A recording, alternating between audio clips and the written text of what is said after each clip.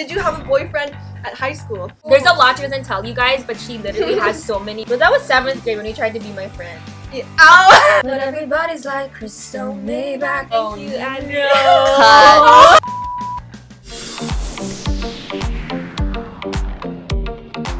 What was the most toxic friendship story you had? The tea. Okay, well, obviously I don't want to shade anyone Yeah. or single out anyone. We're not about that. True. But I will say a common quality that I picked out in some of my most toxic friendships, feeling inferior. It didn't feel like a friendship because there were clearly power dynamics, and when that gets involved, it's not very healthy because you start to believe what the other person has to say about you, keep demeaning yourself, and you lose that self-worth.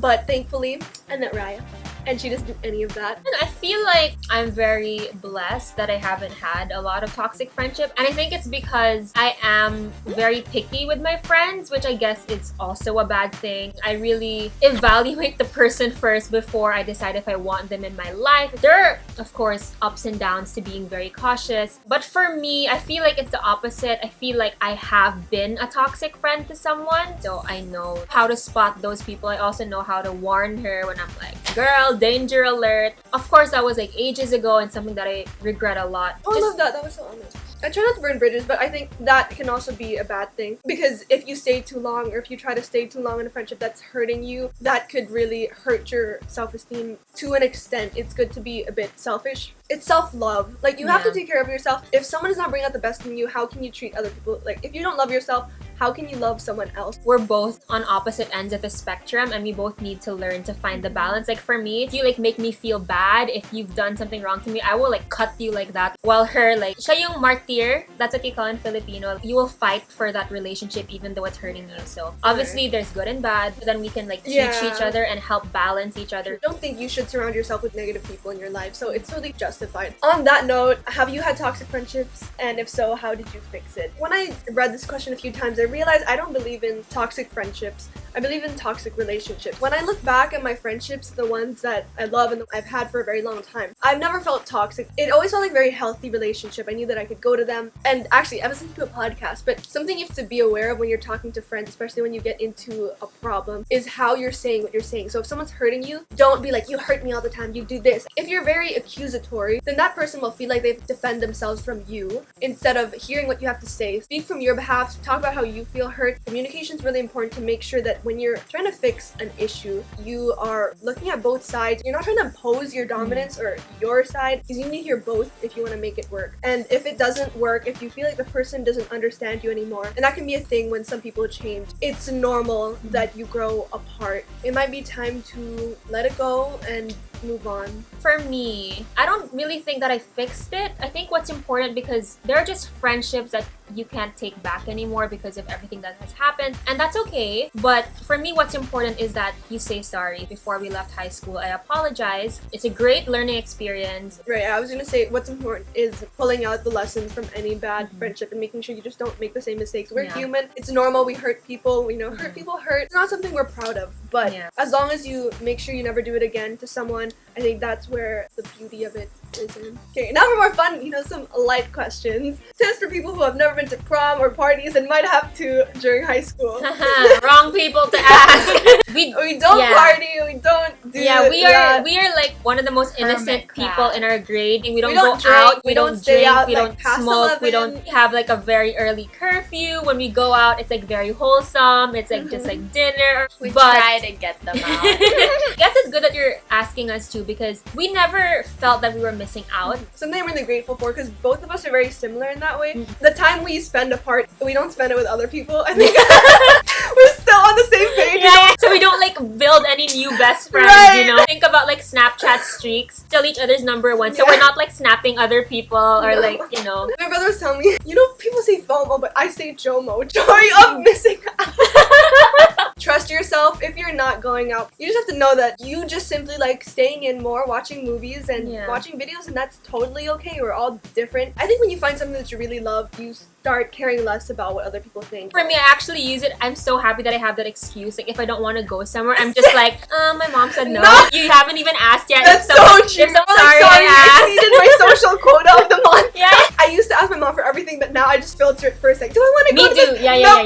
No. Don't feel like you have to do it just because everyone else is doing it. Do it if that's really who you are, if that's really what's gonna make you happy. Oh yeah, and prom is overrated, don't worry. Oh my gosh. How did you or would you deal with any squad or friendship problems like exclusion, drama, rumors? Now, Andie can also join us because she's in our squad. It's okay, we're very nice. We're not like the typical and the funny thing is, people were saying our group was very cliquish. There's groups within groups. Yeah, because it's normal. Like, when you have a group of 10, there's 10 of us in a group. Of course, you're not gonna be best friends with every single person in the same level of friendship with every single person. There's like a psychological study that you can only have like 3 friends or something.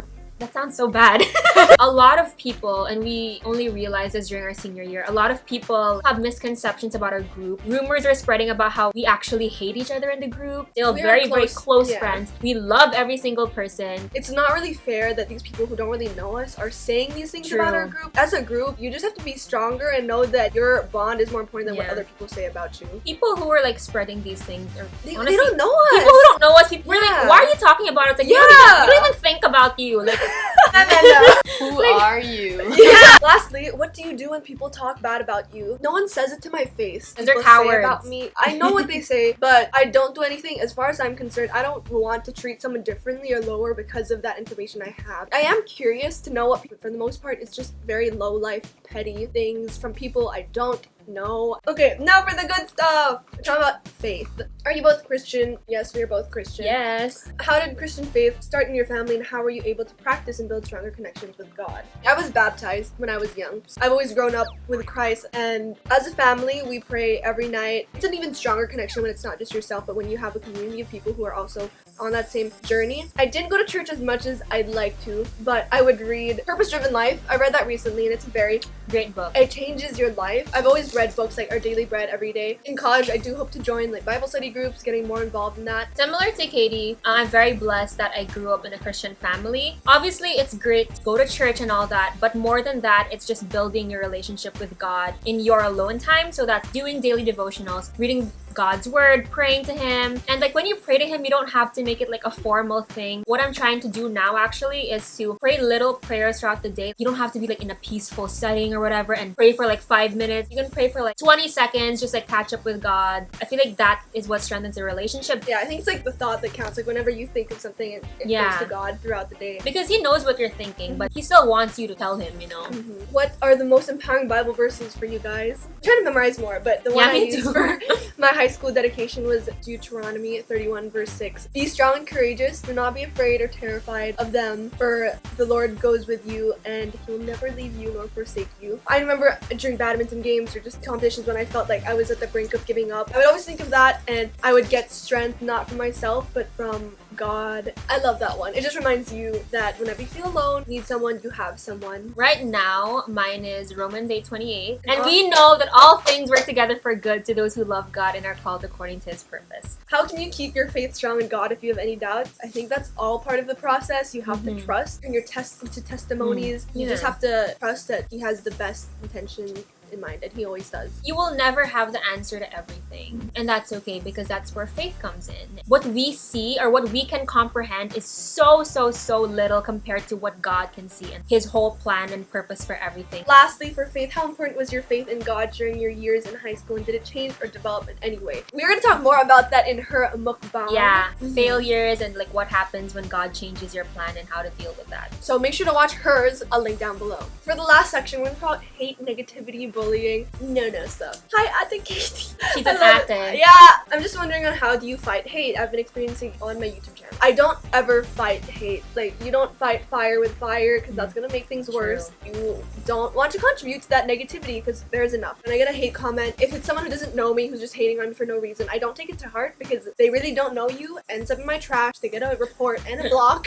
So bye-bye. If you're hating for no reason, no. But if I think it's because of a misunderstanding, then I will write back really nicely explaining your perspective, wishing them a nice day, wishing them whatever they're going through. People normally, for respond very nicely. They have a total change of heart. They say sorry, ask if we can be friends. If you're ever gonna fight hate with anything, it's love. Same for me.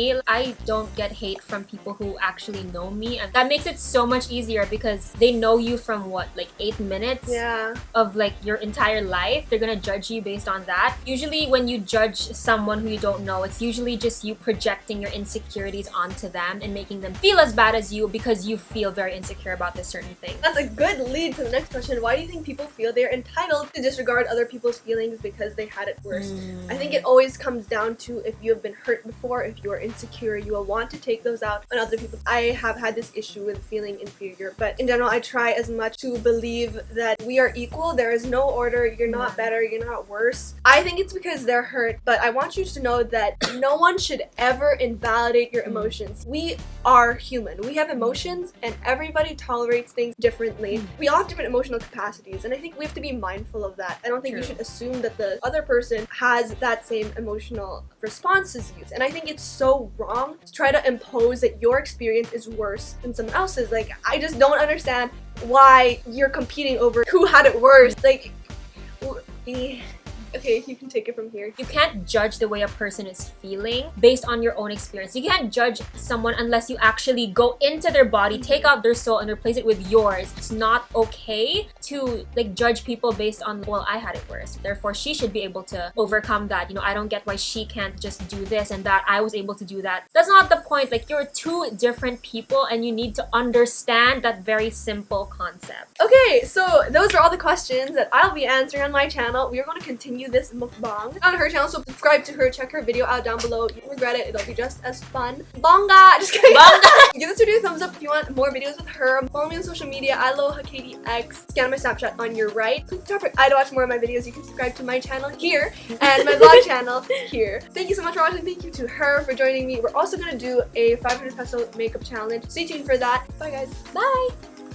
Actually,